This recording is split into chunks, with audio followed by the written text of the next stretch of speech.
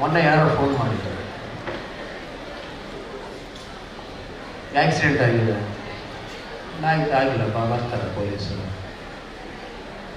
Hindu Muslim ಹೊಡೆದಿದ್ದಾನೆ ಬೈಕಲ್ಲಿ, ಅಥವಾ Muslim Hindu ಹೊಡೆದಿದ್ದಾನೆ.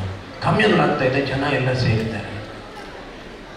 ನಾನು ಹೇಳಿದೆ, ಯಾರೋ ಇಬ್ಬರು ಕೇರ್ಲೆಸ್ ಆಗಿ ಗಾಡಿ ಓಡಿಸ್ತಾ ಇದ್ದಾಗ ಇಬ್ಬರು ಉದ್ಕೊಂಡು ಸೆಟ್ಟು ಬಿದ್ದು ಸತ್ತರೆ ಅಲ್ಲಿ ಕಮ್ಯುನಲ್ ಆಗ್ತಾ ಇದೆ, ಜನ ಸೇರ್ತಿದ್ದಾರೆ. ನೀವು ಬೇಗ ಮನ ಕಳಿಸ್ಬೇಕು, ಅದನ್ನು ನಿಭಾಯಿಸಬೇಕು. ನಾನು ಎಲ್ಲರೂ ಕ್ಲಿಯರಾಗಿ ಹೇಳಿದ್ದೇನೆ, ಯಾವನ ಪ್ರೆಜರಲ್ಲಿ ಕೂಡ ನೀವು ಕೆಲಸ ಮಾಡೋಕ್ಕೆ ಹೋಗಬೇಡ. ಒಂದು 50 ಜನ ಆ ಕಡೆ ಈ ಕಡೆ ಬಂದು ಕೊಡ್ಕೊಳ್ಳಿ, ನೋಡೋಣ. ಆಮೇಲೆ ಪೊಲೀಸ್ ಏನಂತ ನಾವು ಕೂಡ ತೋರಿಸೋಣ. ಆಕ್ಸಿಡೆಂಟ್ ಕೇಸು ಕಮ್ಯುನಲ್ ಆಗಿ ಮಾಡೋದು ಬೇಕಾಗಿಲ್ಲ. ಆಗಿ ಜನ ಸೇರಿದರೆ ಅದೇನು ಮಾಡಬೇಕು ನಮಗೆ ಗೊತ್ತಿದೆ, ಯಾವ ರೀತಿ ಮಾಡಬೇಕು.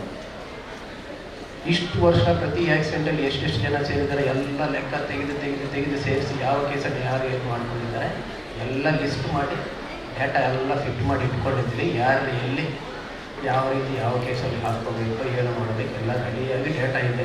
ತಪ್ಪಾಗಿದ್ದರೆ ಯಾವ ರೀತಿ ಸರಿ ಮಾಡಬೇಕು ಅಂತೇಳಿ ಎಲ್ಲ ಕರೆಕ್ಟ್ ಇದೆ. ನಾವು ಹೋಗಿಬಿಟ್ಟು ಎಲ್ಲಿ ನಿಲ್ಲಿಸೋದು. ಆಕ್ಸಿಡೆಂಟ್ ಆದರೆ ಜನ ಸೇರಿಬೇಕು ತರುತ್ತೆ, ಹೊಡ್ಕೊಳ್ಳಿ. ಆಮೇಲೆ ಪೊಲೀಸ್ ಏನಂತ ಪೊಲೀಸರು ಬರ್ತಾರೆ.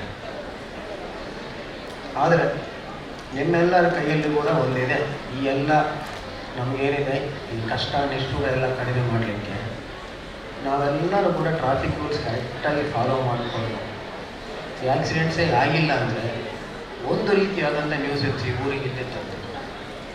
ಜನ ಆ ರೀತಿ ಸೇರಲಿಕ್ಕೆ ಅವಕಾಶನೇ ಇರೋದಿಲ್ಲ, ನಮಗೂ ಕೆಲಸ ಇರೋಲ್ಲ. ಆಮೇಲೆ ಯಾರೋ ಒಬ್ಬರು ಇಲ್ಲಿ ಗಲಾಟೆ ಆಗ್ತಾಯಿದೆ ಅಂತ ಫೋನ್ ಮಾಡೋ ಅವಶ್ಯಕತೆ ಇರೋದಿಲ್ಲ.